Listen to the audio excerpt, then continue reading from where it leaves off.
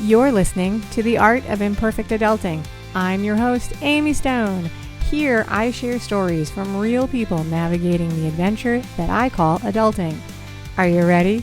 Me too. Let's do this. Hello, friends. In this episode, I'm going to introduce you to Amie Colosa. Yes, we're both named Amie. It happens. It can be a little confusing. I know.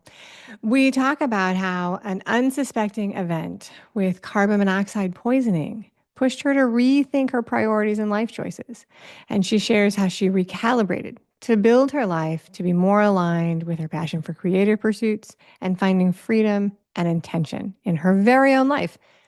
We do also talk about the very best place to sit on an airplane. Are you ready? I'm ready. Let's go. Amie Colosa, welcome to the Art of Imperfect Adulting. Hi, thanks so much for having me, Amie. I'm happy you're here. Are you ready for a fun chat?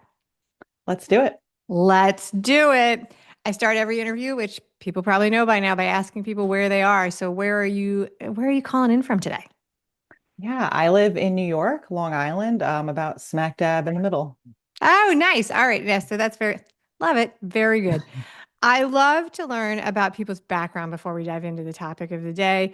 If you want to tell us as little or as much as you want about yourself outside of work, it doesn't have to be about your family. It could be why you named your pets or, anything about you just to get to know you a little bit better. Yeah, love it. I always have a little bit of trouble with this question because I consider myself multi-passionate, but I've learned that it's kind of a way to shape it however you want. Yeah. So yeah, I'll start with I'm, like I said, a multi-passionate creative. I'm a web designer and developer. My background's working in agencies and marketing departments, and now I own my own freelance business. I live at home with my husband and my cat. Yeah, start with that. Very good. What's the name of the cat? Mocha. Mocha. So she's yellow. Yeah. No, just kidding. She's a tortie, so she has some sass. Oh, very nice. On my walk this morning, I was joined for a brief period by a very old tortie. Like he was like walking and I was like, oh, you are wise with age and joint pain and my feline friend. But yeah, she was pretty, but I think she was, yeah. So anyway, that's my cat exposure for the day. All right, the topic of the day that you proposed, and I don't have a ton of information. We're going to get to know this story together. Well, you know it. Me and the audience are going to get to know it together. A near-death experience and how that pushed you to rethink everything. Are you ready to tell that story today? Yes, All do it. right, I'm going to walk you through it. All right, so before we get to the near-death experience, as Mhm. exciting as that is, let's talk about life before this. You don't have Yeah. to share your whole life story, of course. I'm sure certain it is fascinating, but there's a time limit with the interview. Tell us a little bit about you as a kid. Where did you grow up, and what did you want to do when you grew up? Yeah. So I grew up also on Long Island. I've lived all over all over the island in different areas. Um, I was always, creative outside, making things, riding my bike, finding new places to go, making up games with my brother. Um, Let's see. Yeah, I always knew that I wanted to do something creative, but I wasn't really sure. So I started to being a millennial, like playing on the internet. It was like the MySpace era. It was Okay. it was what else? Like Live Journal, like got really into like blogging and self-expression. I got really into like sewing and making clothes and thrifting. And so I was always like working on some kind of project, starting from like when I was little to when I was a teenager, which is kind of what I was just talking about.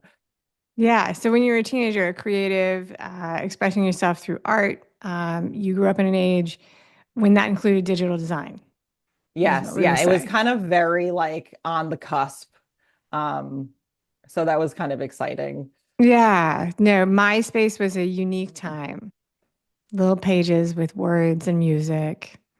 And I wish that they would come up on the way back machine because it would be hilarious.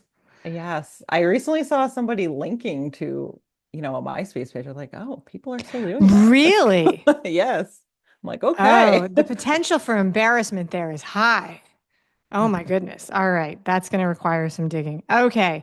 So, all right. So I don't have a ton of information about this story, but what you Sure. shared with me is that at some point, and why I asked where you grew up is at some point you moved to New York City. Now you grew up on Long Island, so Yeah. this is not a giant geographic move, but you No. move No. into the city. What brought you into the city, and how old were you when you did this? Yeah, so I was in my mid 20s. It was like fairly early in my career still.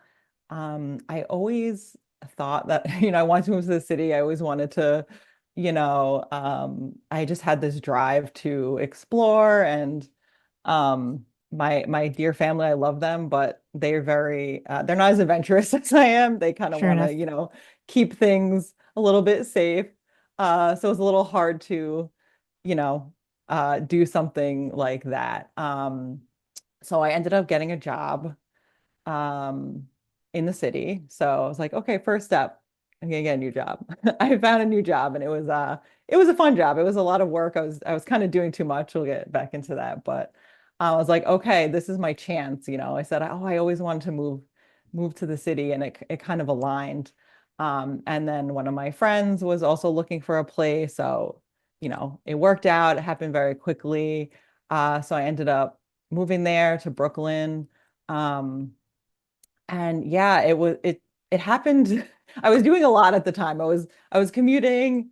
It was 2 hours each way. It Yeah, was a because lot. I started, it's a lot. So you yeah, got the job, but you were still living at home. And so you were taking the train or driving into the city from Long Island. They're yeah, very different, right? They're very different. Like I grew up in New York City. People live on Long Island. They're very close geographically.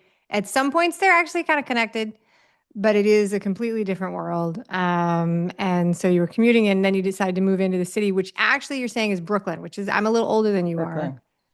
Back in the old days, Brooklyn was not actually a part of the city. It was Yeah, the city it's actually referred part to. of Long Island. Oh Yeah. yeah, right. And it was like when we said the city, we meant Manhattan, and then the Manhattanites rejected all the other boroughs as being inferior, which is snobby and not correct. But all right, so you're living in Brooklyn, which is a very cool place to be, and you're working in the city. Was your job in Brooklyn, or are you going into Manhattan for the job? I was going to Manhattan.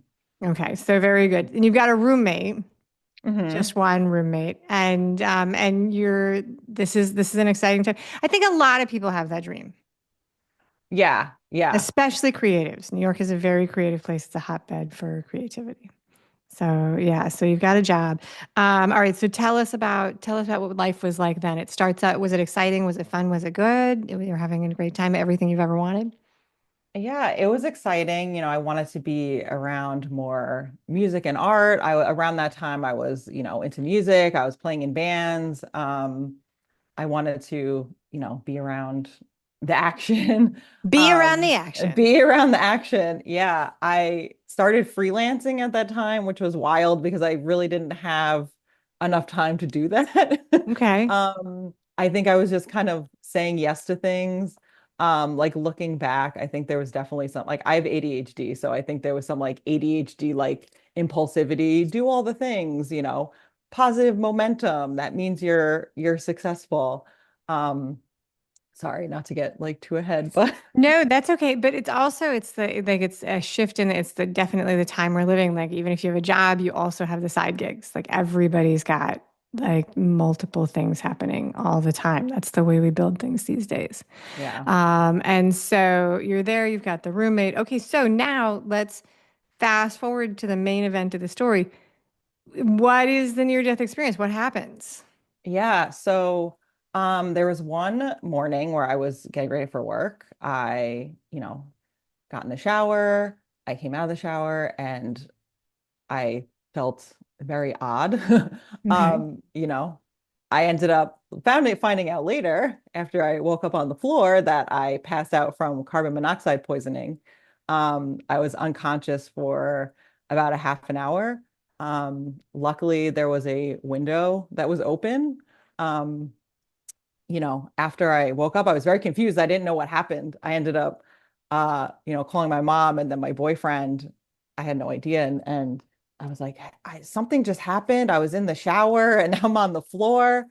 And she's like, "Do you smell anything? Like, what's going on?" And I'm like, "I don't know. I feel like I was describing." And she's like, "Get out." So I ran out, went in the hallway, put some clothes on, and then the pieces started coming together of what happened. What happened? There was some kind of gas leak. I found out later from the landlord.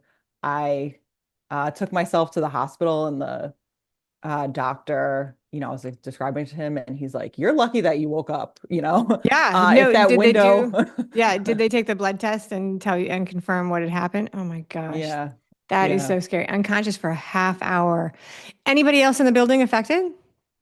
And no, it was very, and my roommate wasn't there. She was out with her boyfriend, so it was kind of an interesting, Just you. No pets in the interesting house at the time? situation. My friend had a dog, but the dog was not there.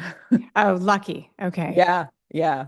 Lucky. Gas No one leak. else. Yeah. Yeah. And it was very odd. I don't want to get too, I don't really believe in, woo-woo stuff and things like that. But there was weird things that were happening Right. in the apartment. So I don't know. It's just a weird It is, well, gas leaks situation. happen in the city. Yeah. Gas leaks do happen. Mhm. My favorite city phenomena is when you have like a steam explosion that blows the manhole cover up in the air, which is very exciting, which I've never seen anywhere else. But people do have gas, and it's not, so it does happen. It's scary stuff. That's why they do it. Now I live in Florida where we don't really have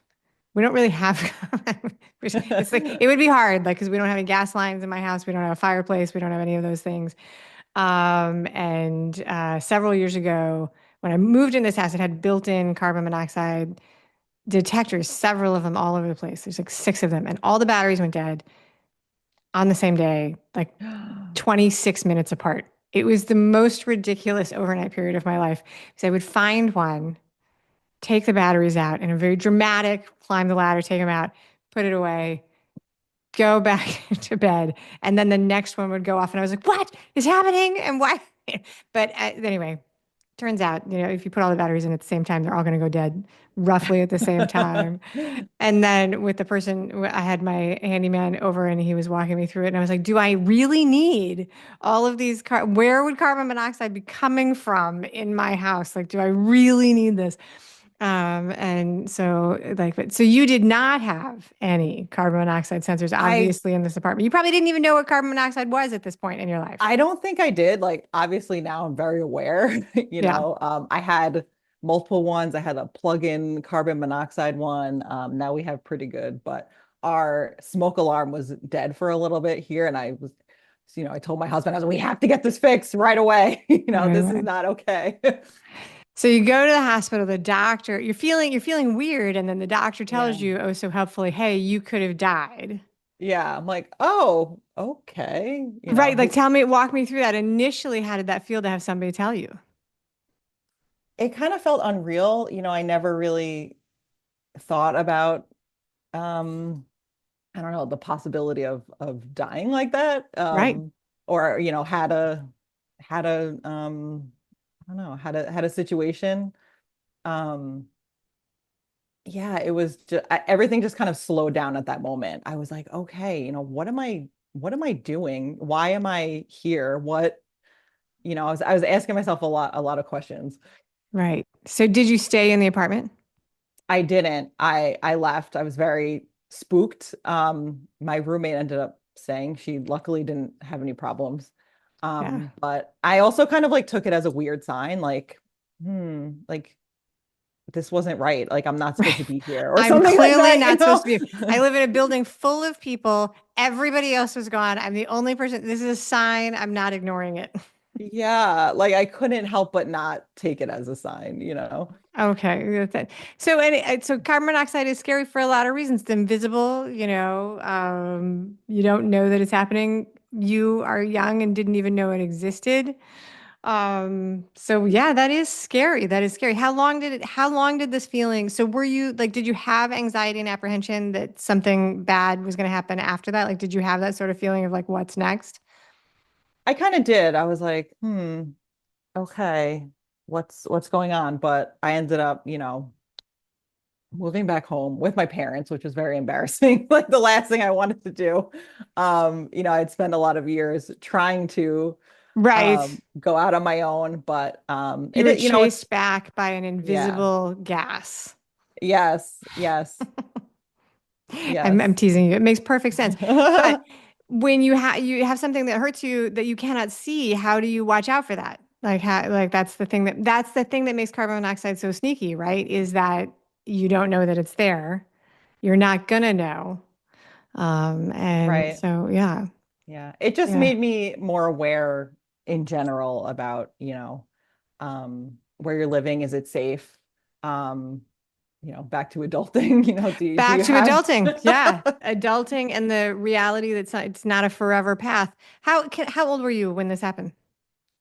I was 25, I think. That so at Yeah. 25, right, you are Yeah. definitely an adult, but you're like a newbie adult.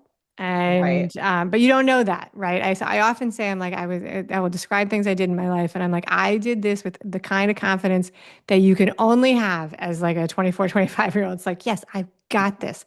Nothing can possibly go wrong because you don't know any of the things that can happen. I did not feel like an adult either at the time. So, right. And so that is that. So you move home. And you describe this as saying that this puts you in a position to rethink everything. So, what does that mean? What were you rethinking? Yeah. So it felt like everything was moving very fast. Everything fell into place. I was like, okay, I'm gonna do this. It was happening too easily. And it made me think about, maybe when things are happening too easily, that's because we're moving too fast and we're not really thinking about it. Um, so I was um thinking really about like my priorities, why I was doing that. And I kind of realized that I was putting a lot of success on a physical location. Um, and I thought that, kind of like what I was saying before, I thought that moving really fast was the measure of success. And being in Um, the city, having the job in the city. yeah, yeah. And I Yeah. was, I was trying to do too many things. I was on a sports team. I'm still on a sports team. That took a lot of my time. You know, I was playing shows. It was just, I wasn't doing anything with intention. I was just doing all the things. Um, and then around that time too, I was working with a coach and she had me do this exercise. I still have it somewhere because yeah, it was just a really good moment. But she had me do this exercise that was like write out your ideal life in detail. I don't know if you've heard of it. A lot of I have people have I done am this. not Yeah. good at this one. This is one of the most famous coaching exercises. And the same way you struggled with the question about like tell me a little bit about yourself, like just riff about yourself. When people are like, tell me about your ideal morning, I'm like, hmm. And my mind just goes completely blank. I'm like, is there a morning? Is that a morning? It's like I'm not this, but it's a really famous exercise. So she tells you draw your idea, design your ideal day. Right, right. It was like your ideal life. So it was Okay. like, what are you doing? Where are you living? Blah, blah, blah. And, I described, I don't know if it was before I moved that I did this or right after, but it was very much around that time. And I was like, oh, I want to live in a small city. I want to be involved in community. I want it to be walkable. I want to ride my bike to the coffee shop. I want high ceilings, big windows, da da da. Um, and then I realized like a few years later when I ended up in another apartment, I was like, this is what I described, just not in the way that I thought it was. It was on a smaller scale, but it had everything that I wanted. So it was, you know, I keep my eyes open for opportunities that I might not recognize right away because I feel like you have like I had blinders on, like this is the only way to achieve Sure. what I want to do. I have to be in this specific place and I have to be in the, that's what you do when you live here. You move to the city. Um, Right. so yeah. Yeah, so you were checking off the boxes, as we might say, right? You Yes. had a path that you thought you needed to follow, get the job, go to the city, live with the roommate. You have a near-death experience with carbon monoxide. You end up in the hospital and you begin to rethink it and you're rethinking it like, is this actually what I really want? So you move back to home and what shifts? What begins to shift? So then around that time, I ended up I didn't have that job anymore. I had another job. Um, and kind of talking about what I just mentioned about, realizing my ideal life. Yeah. I was also thinking about, why I wanted to move to Brooklyn. And it was, I pulled out the values there. It was like, okay, walkability, accessibility, freedom. That was a big one that stuck out. I felt like I had to escape where I was. Um, so then I was like, okay, what am I doing for to get those Right. values or to live more aligned with my values? Um, so I think it was, I don't know, 2015, maybe around this time. So I had this job, I was working at an agency and Which is the opposite of freedom because you're totally tied to the client, right? right, Client right. says And jump, and you're like, I've already jumped. I'm jumping for you. 24 hours, yes. right. Um, so okay, I needed to start getting some of these values into my life. Um, so I found out that, there's this work remote from other locations thing. It was very on the rise at the time. Um, so I ended up like I made this presentation about traveling for a year and working remotely. This is before COVID. It was a weird, nobody was really, people were doing it, but it wasn't obviously as popular. And I made this big presentation. I was really excited about it. I was like, I'm gonna go on this venture, and they said no. So you Um, put together like a PowerPoint presentation I that's did. like 15 reasons that Amie should go travel a year and you should continue to pay me. And why was a benefit to them? And it And was why it was probably a benefit to cringe. them. And they came back and they were like, you've done an excellent job. This is well thought out, really well done. And also, no. No. Yep. Um, so from that moment on, my goal was to really build the experience I needed to go out on my own because I wanted that flexibility. So that was one of the big rethinking moments that if Yeah. freedom was a core value, figuring out how to way to build that into your life. Right. I think that's really nice. I think that's really nice. I love the vision of you pitching this to your boss and your boss being like, no. Yeah. Yeah. I can't even like I can't even blame them because it was probably like a bit cringe, Oh, honestly. but But kudos to you for asking because at least you asked and it I gave you the tried. chance and it gave you the chance to really think it out. Like this is how I would do it. And I love that it was a presentation and not just a conversation. I think that's really good. Okay, so I'm going to ask you a question. This is Yeah. a little bit complicated, but it may not. Truthfully, as I was writing it out, I was realizing I was like, I'm not actually sure that this is a good question, but I'm going to try it anyway. Imagine you're like in a movie and there's two paths, right? You can see the past. Like it's like, pretend it's like the imaginary world where we can see the path of the life, not in real life where we're in it and we can't see it. And so one is that we've talked about the one where you move to Brooklyn, you have this event, you move back home, you make these changes. That's the one we know. But in the movie, and can you imagine the other one, if the near death experience had not happened, if you had just gone through that day and it hadn't happened, what do you think your life might be different now? Like if you'd not been pushed to go through that, do you think you'd still be living in Brooklyn and working for an agency? Or what do you think would be going on? I think I would. I think that's a good question. I'm not sure it is a good question, but Yeah. we'll No. go with it. We'll go with it. Like it's like, if nothing had forced you to examine it, Yeah. is it possible you wouldn't have made the change? I think that there was a part of me that would have kept, chasing those on paper successes, Yeah. like climbing the corporate ladder. Um I think I would have aligned myself because I was always kind of running away from that a little bit. I had a few corporate jobs. And I'm like, not really for me. But I think I would have kind of leaned into that a little bit, maybe to support the lifestyle and, you're around the Yes. hustle. So it's easier to kind of fall into that. Yeah, so they call that the lifestyle trap. Like so you like step into a lifestyle that's supported by a job and then you cannot leave the job because you have this lifestyle that you created because of the job. And Yeah. then like you're saying, if you surround yourself with other people who are doing it, it does feel, it just feels normal. It feels like it is the option. Like, oh, well, of course we all work 80 hours a week because we're all doing it. And that makes total sense. Of course we have a Right. business meeting at 11:30 at night. Who doesn't? Right. Yep. Yeah, of course. I talked to a guy early on in the podcast who lives in, I'm going to get the country wrong. He lives in Thailand, right? He basically works like an upside down schedule because all his clients are in the United States. And this is completely normal and his choice for him. And meanwhile, he's telling me the story, and I'm like, that is not something I want to do with my schedule. Like, but he does it and he's happy. It's normal for him. Normal is a moving target. So yeah, so you can imagine that this you could have had a completely different life if this hadn't happened. It was a scary and very unpleasant experience. You were lucky.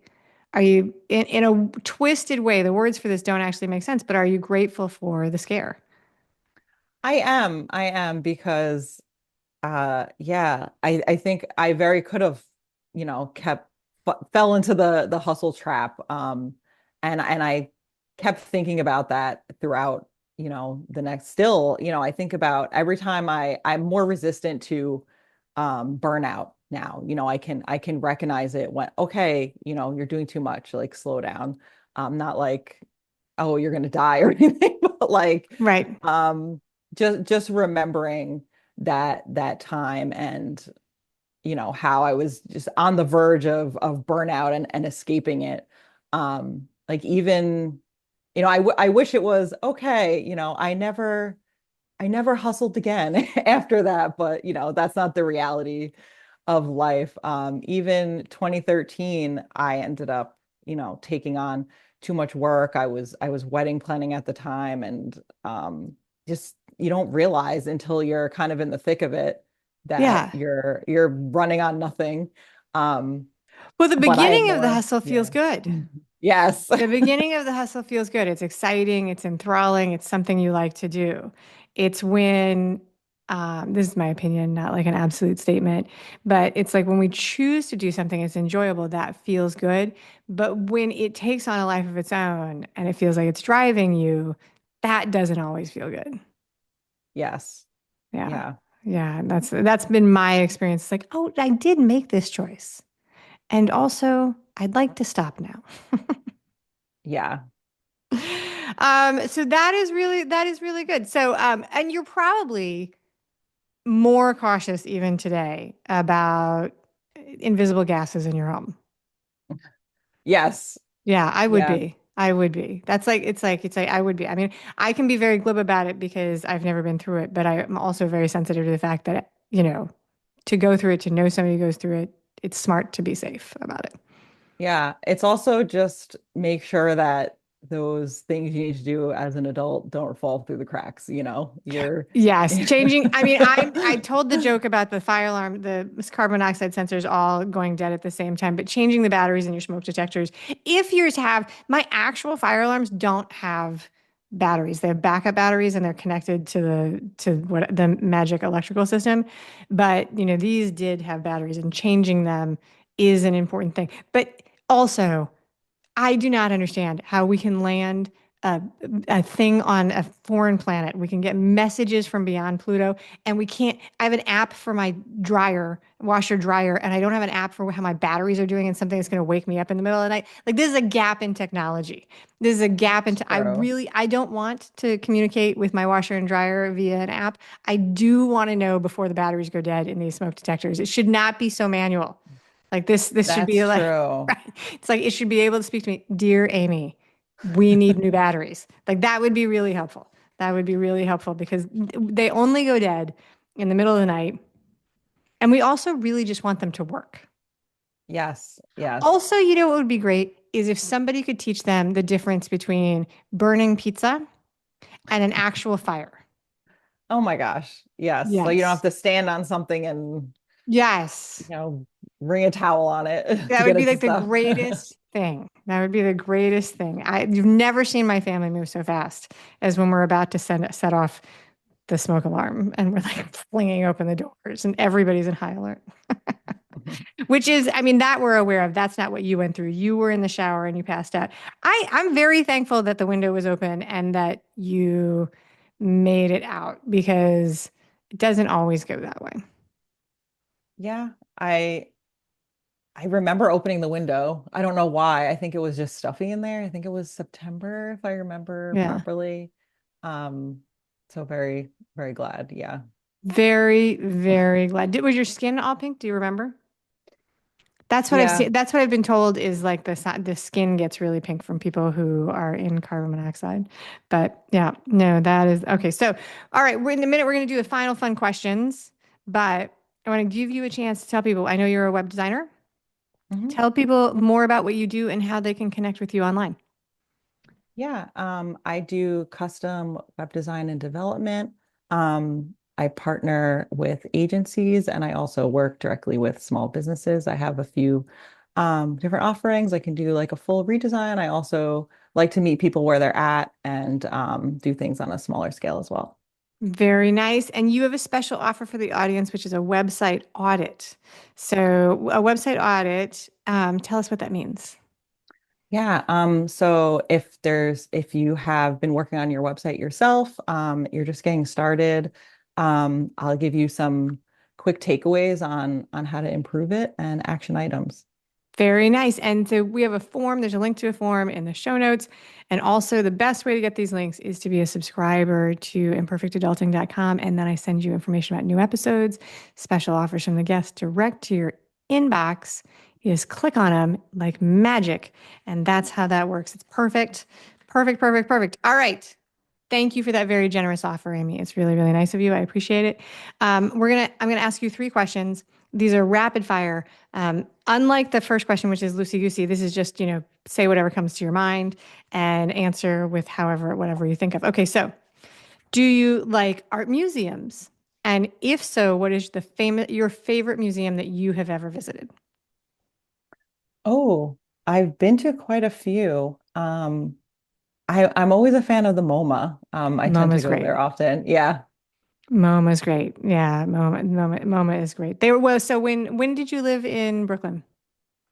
What years Um, was that? Because there was a period where like MoMA in Manhattan was closed, and so it was like actually like MoMA was in Brooklyn. I don't know if you I were there think it was then. like I 2014, I think that want to was say. after that. I think they were back. There was a period of like 5 years where like MoMA in Midtown was under renovation. Like it was a building, it needed repair. And so they like closed it Yeah. and they had MoMA Brooklyn. And then they went back to that. But MoMA is the Museum of Modern Art in New York. Sorry, we were having a conversation without explaining what We you are were having a talking. moment. We were having a conversation without explaining it, but that's the Museum of Modern Art in New York. It's a great place. On your birthday, do you like cake? And if so, what is your favorite kind of cake for your birthday? Ooh, I do like cake. I'm a big fan of ice cream cake, which is ironic because it's very hard to find vegan ice cream cake. Oh, So when I can find it, it's delicious and great. so when they make that's true. That would be that because vegan ice cream is a specialty item. What's your favorite base for vegan ice cream? What's the type you like? Like coconut Um, or yeah, I do like the coconut one. You wouldn't think it tastes like coconut, but it doesn't. And Ben and Jerry's is it's really good. Their vegan Ben ice and cream. Jerry's has a Yeah, vegan ice cream. they have a This is not few. surprising, but when I think of Ben and Jerry's, I think of decadence, and when I think of vegan, I think of healthy. And so it's like it took my brain a second to catch up. But of course, they would have a vegan option so that vegans can have delicious ice cream too. So that makes sense. All right. So if and when you fly on an airplane, what part of the plane do you prefer? Like middle, back, that kind of thing? And do you have a favorite seat preference, like exit row, window, aisle seat? 100% the back. It might be an unpopular I am opinion. very surprised by that. Yes, go on. And aisle seat. I need to feel, like I can move around. As nice as it is to look out the window, I'd rather be able to get up and not be stuck. And the Very back just good. feels more chill. The back is more chill for you and an aisle seat. I love it. All right, that's it. Amie Colosa, thank you so much for being a wonderful guest on the show today. Thank you so much. I enjoyed it. Thank you for listening today. I hope that you enjoy the show. And before I go, I want to encourage you to become a bigger part of the conversation. Obviously, subscribe wherever you're listening to the show. Listen to more episodes. That'd be great. Again, please write a review and tell your friends about the show. That truly is a great help for getting the show in front of new people. Okay, but more fun for you yourself, head over to imperfectadulting.com and join the email community. You'll get some free stuff right away, and that way you'll begin to get the emails about the podcast. This includes the links for the special offers from the guests, and it's the only way to get that. Also, if you aren't in the mood to listen, I actually include an article directly in those emails. Whee! Now, if you love this and you crave more time with me, Amie, as a coach, a mentor, or just adultier adult, numero uno, check out The Village. If you have a story you want to share with the listeners, I'd love to hear from you. I have an open application. Just let me know you want it. And that's a wrap for today. Until next time, remember, the journey is the destination. Ralph Waldo Emerson said that, not me. Well, until just now, I did just say it. But what I want you to hear today is that if your adulting journey isn't going the way you expected, that may not mean that you're lost. It may just mean that you're on your way. This is Amie Stone, signing off. The Imperfect Adulting podcast is created and produced by Amie Stone and Amie Says So. Anything expressed on this show is offered as entertainment, and the views of the guests may not always represent the ideas and viewpoints of the host. That's me. Amie does not intend or hold herself out to provide professional advice or recommendations of any kind. In the end, you and you alone need to make those kinds of decisions based on your personal and individual situation, needs, circumstances, and comfort level.